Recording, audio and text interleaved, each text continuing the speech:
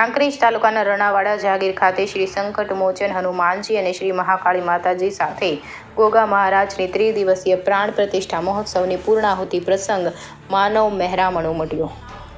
કાંકરેજ તાલુકાના રણાવાડા જાગીર ખાતે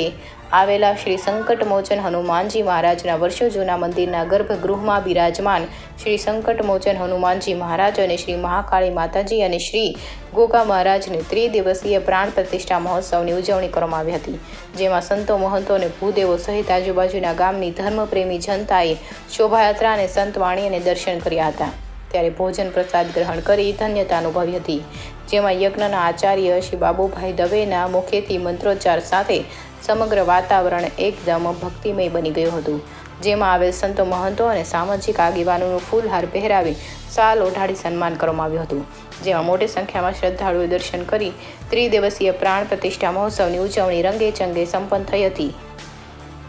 રિપોર્ટર ભગવાન રાય, ગોર, કાંકરેજ।